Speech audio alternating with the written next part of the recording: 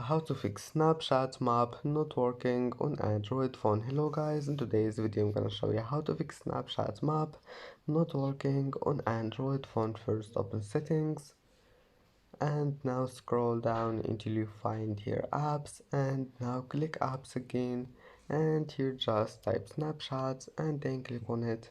And first thing you need to do here is to click force stop and then go to storage, click clear cache.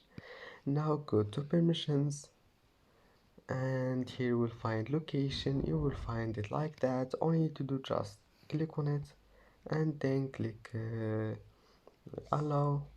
That's it. Now just go back and try again, and your problem must be fixed. And if that doesn't fix your problem, it means that you need to update your Snapchat. And that's it for today's video. If you like this video, don't forget like and subscribe, and see you in the next video.